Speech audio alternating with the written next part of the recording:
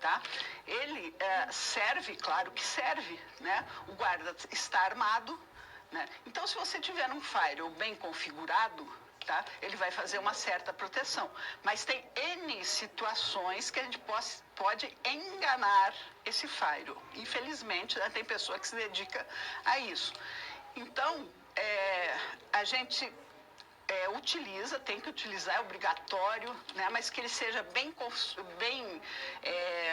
configurado e, assim, que eu tenha outros mecanismos também, né, como criar uma zona desmilitarizada, é uma das formas. Eu tenho o IPS e o IDS, que nós vamos ver agora, por sinal. Então, o IDS é um sistema de detecção de intrusão, e o IPS é um sistema de prevenção. Então, o IDS, ele permite detectar os ataques em andamento. Tá? Então, ele faz um monitoramento e análise das atividades de usuários dos sistemas, né, naquela rede. Então, ele pode detectar, por exemplo, que 3 horas da manhã, alguém está entrando na tua rede. Opa, isso não é normal, é comum, não é comum, né? Então, vamos avisar aí o nosso administrador da rede que isso está acontecendo. Né? Então, ele é baseado aí, em análise estatística e assinaturas de ataques conhecidos, mas ele só detecta e avisa. Tá? Para a gente ter uma atitude um pouco mais ativa, nós temos o IPS, que após a detecção, né, que ele já previne. Né? Além de ele detectar, ele também previne, ele tem outras funções, né? Ele toma ações diretas. Por exemplo, ele derruba aquela conexão. Atua de forma inline, de modo similar ao firewall também, né? Ele é um dispositivo, né, que fica monitorando também, ele tem suas regras. Sistemas de detecção e previsão de intrusão atuais incorporam técnicas do quê? De inteligência artificial, né? Para quê? Para não detectar tantos falsos positivos, né? Detectar o que não eram ataques, diferenciar do que realmente são ataques reais, né? Então, são algumas formas mais dispositivos para nossa proteção. Vamos voltar ao quadro. Os anti-malwares aí são super necessários, né? Então, quando a gente fala dos anti-malwares, a gente tem obrigatoriamente que falar, né, que a gente tem que ter. Antigamente falava-se antivírus, né, hoje virou anti-malware, né, mas quando a gente compra um antivírus, a gente está falando disso que é realmente um perigo. Né? O Eduardo me passou uma questão lá de Palmas. Os pilares, eles não são vulnerabilidade, integridade e confidencialidade. Eles são, sempre lembre do CID, confidencialidade, integridade e disponibilidade. Vulnerabilidade é uma falha. Vulnerabilidade é por onde vai entrar esse ataque. Tá? Vulnerabilidade é uma fraqueza. Então, a gente tem fraqueza no computador, a gente tem fraqueza na rede, a gente tem fraqueza, essas chamadas vulnerabilidades. A gente tem em software, tem em hardware. Tá? Vulnerabilidade é toda essa fraqueza, é todo aquele ponto fraco. Tá?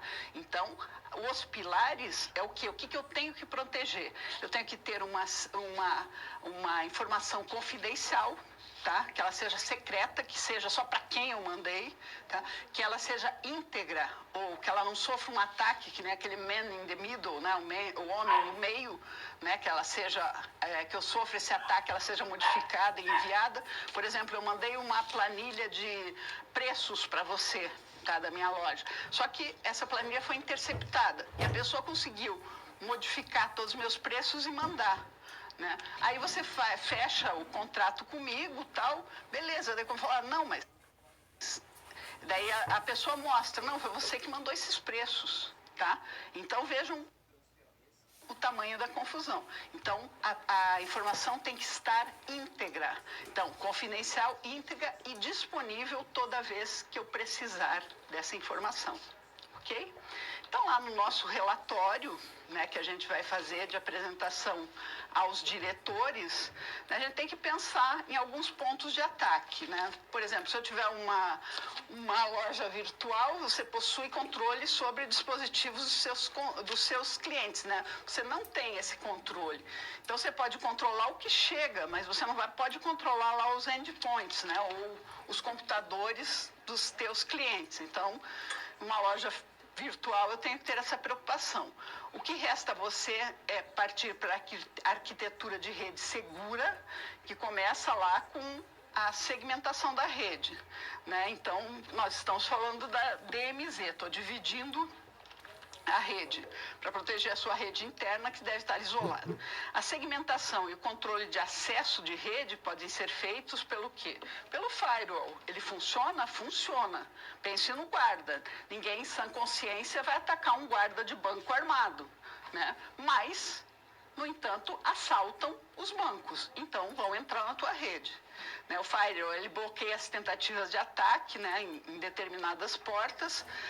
Porém, para as portas liberadas pelo firewall, é necessário que os clientes cheguem ao servidor, os ataques podem ocorrer por ali. A gente tem que deixar algumas portas realmente liberadas para as pessoas se comunicarem, né, com a internet, entrarem na internet.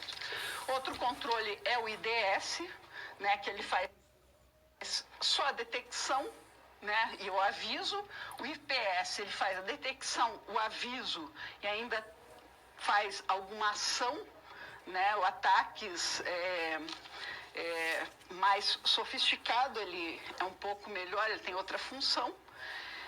A correlação de eventos, né, os logs ativos, como o servidor de aplicação, o middleware, além das aplicações e as autenticações que podem ser correlacionadas com informações da camada de rede, resultando aí em detecções mais assertivas.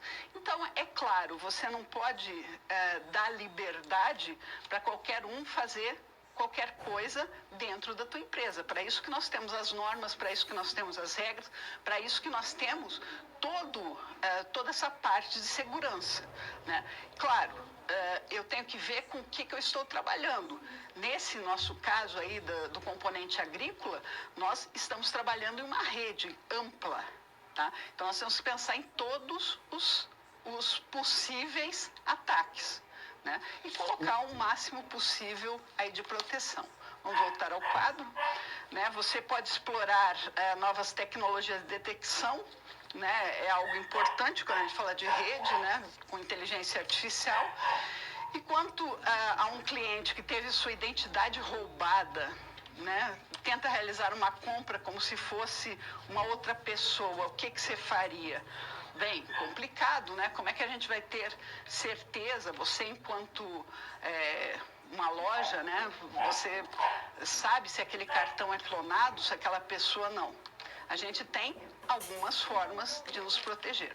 E a última parte da nossa aula é criptografia, tá?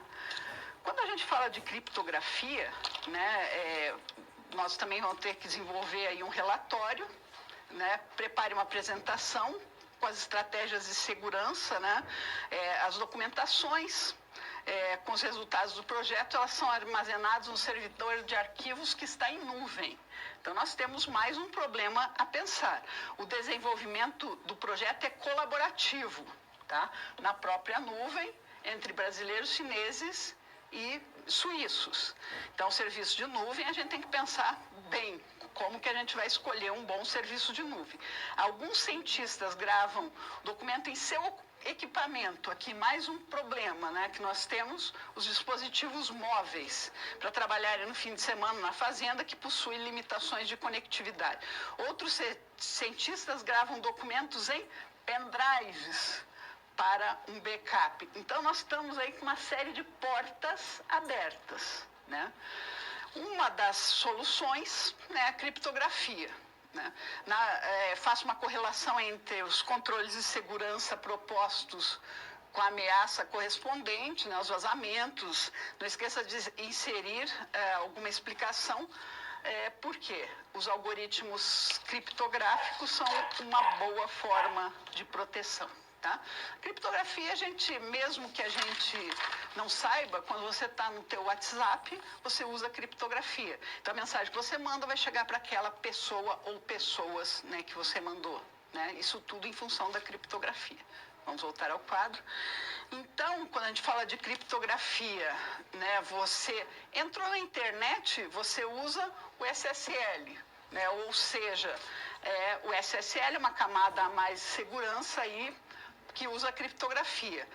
Quem se comunica pelo Skype ou pelo WhatsApp também está falando aí de criptografia. Então, novamente aqui, ó, segurança em camadas é fundamental, já que a criptografia foi utilizada em conjunto com outros controles. Tá? Nenhum controle sozinho vai resolver. Tá? Então, ela pode ser usada aí com autenticação, para proteger os dados do legítimo dono. A origem realmente era ocultar o significado de uma mensagem, né, e evoluiu para uma ciência hoje que é utilizada aí, por exemplo, leilões, eleições, os nossos bitcoins aí, através dos blockchains. Então, a criptografia é utilizada. Por que ela é tão utilizada? Porque ela é uma das formas mais seguras que nós temos. Tá? Então, ela pode ser utilizada para todas essas utilizações. Por quê? Porque ela usa algoritmos matemáticos. Então, ela usa contas enormes da matemática. Então, você não consegue descobrir, né, qual é a senha criptográfica.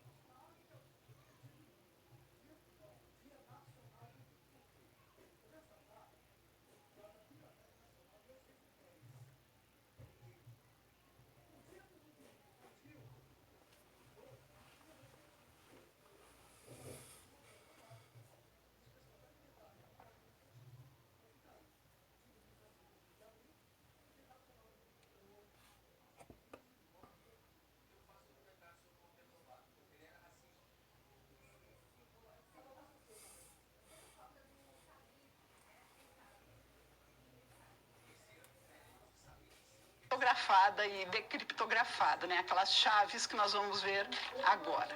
Vamos voltar ao quadro.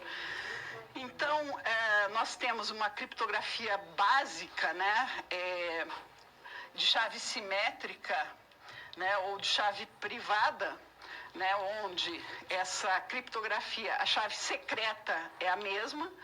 Todos trabalham aí com vários algoritmos matemáticos, né? Os objetivos da criptografia são o sigilo, a autenticação, a integridade, o não repúdio e o anonimato.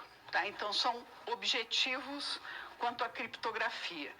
Né? Para a gente ter uma boa criptografia, a gente tem que pensar na geração de chaves, os mecanismos de troca das chaves, a taxa de troca das chaves e o tamanho das chaves, tá? Porque a criptografia, ela é baseada nestas chamadas chaves, tá? Então, é como se você você recebe uma senha, você vai digitar aquela senha, você consegue ler a mensagem. Se você não tiver essa senha, você não lê. São essas chaves, tá?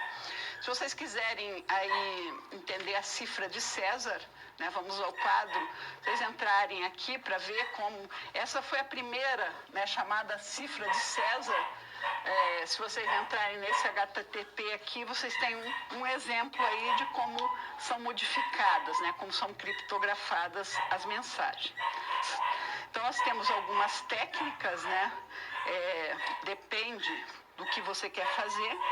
né? A criptografia, ela pode usar a técnica chamada criptografia de chave privada, onde a mesma chave secreta ela é usada tanto para cifrar quanto para decifrar. Então, né, para cifrar quanto para decifrar. Eu e você temos essa senha para cifrar e decifrar. Essa senha é a mesma para nós dois. Tá? Depois, com alguns problemas, porque essa senha tem que circular, né, numa rede, é um ambiente seguro, foi criada a criptografia de chave pública. Vamos ao quadro. Né, utiliza um par de chaves, só que ele usa uma chave para cifrar, é um conjunto de chaves, e outra chave para decifrar. Então, a gente recebe um parzinho de chaves. Né? A esteganografia hoje está sendo muito utilizada, né, porque ela usa aqui, por exemplo, uma imagem, né, e coloca algo a mais em algum bit dessa mensagem, né, os bits menos significativos de áudio ou imagens. Assinatura digital, não assinatura digitalizada, moçada. Assinatura digital, ela também usa essas chaves ainda com outros algoritmos, né, para a gente ter mais segurança. Nós temos aí outro exemplo que é o nosso blockchain, né, para a gente mandar aí os nossos bitcoins, né, para alguém. E nós vamos ter aqui o nosso relatório, o que a gente vai pensar, né, em algumas situações. Né? Por exemplo, os arquivos estão em nuvens. Né? O que pode acontecer? Esse provedor, né, de nuvens pode ser atacado e a documentação pode ser vazada ou alterada, tá? Envolve o quê? Confidencialidade e integridade. Outra situação que pode acontecer é o armazenamento de resultados do projeto no serviço de troca de arquivos, né? Então, o serviço pode sofrer um incidente de segurança, resultar em um acesso não autorizado. Outra situação que pode acontecer, né? Dispositivos móveis, a documentação está em notebooks e pendrives. Então, eu tenho que pensar em todas as coisas que podem acontecer. Né?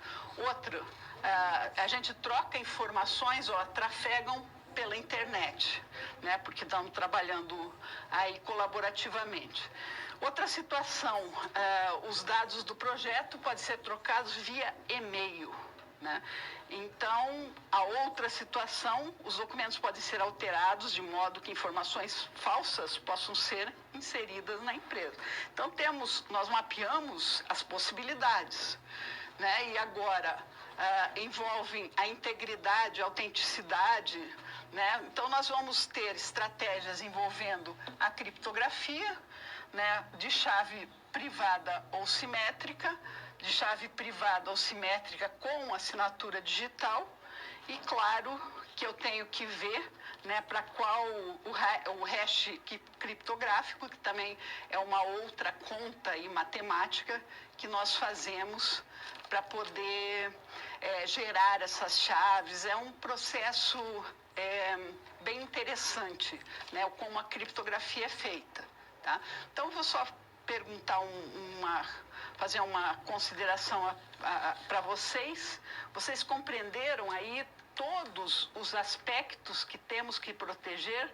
Tem uma infinidade de situações a serem protegidas.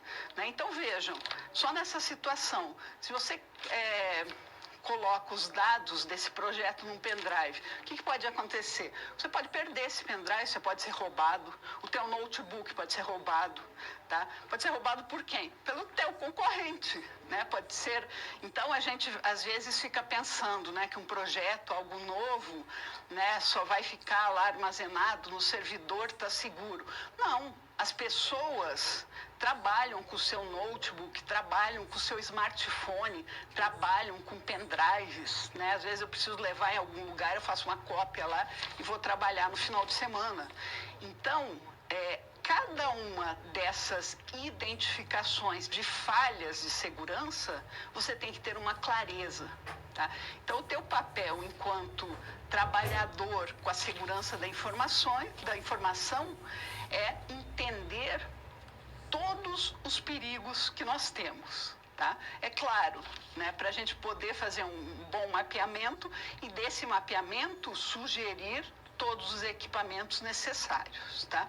Então, se eu uso mais a rede, eu vou ter um procedimento, se eu uso por exemplo, um provedor de nuvens, né, eu vou ter que ter outros procedimentos de segurança, vamos ver de quem que é essa responsabilidade, né, que é uma forma nova de oferecer um serviço. Então, dependendo do que você trabalha ou qual ambiente você trabalha, né, qual tipo de empresa, o que ela produz, né, com o que ela trabalha, você vai ter que ter essa clareza do que é mais importante proteger. Então, vamos voltar ao quadro. Então, só recapitulando, né, nós vimos aí um pouco da segurança da informação, dos pilares da segurança da informação, nós vimos um pouco dos riscos, né, quais os controles ou mecanismos que a gente tem. A gente viu um pouquinho de agentes de ameaças e técnicas de ataque, vimos um pouco de controle de segurança e proteção e um pouquinho de criptografia. Tá? E pensem que cada um desses mecanismos que a gente tem, tá? Seja um mecanismo físico, como um firewall, um IPS, um IDS, ou seja algum outro mecanismo, seja físico, lógico ou processual, né? Nós vamos ter, né, que ter a clareza. O que é mais importante se você for trabalhar com segurança é você ter a clareza e o conhecimento de onde podem surgir esses ataques. Conectou com a internet, você já está sofrendo possibilidade grande de ser atacado, né? Então, uma das primeiras situações que você tem que ver é o que você vai trabalhar em relação às tuas redes internas e em relação a essa conexão com a internet, ok? Então, a gente sempre tem que proteger aquela tríade, confidencialidade, integridade e disponibilidade. Temos controles para as mais diversas situações. Então, moçada, era isso que eu queria trazer aqui para vocês, né? Então, até a próxima semana, que nós vamos ver um pouco mais de segurança da informação. Até mais, moçada.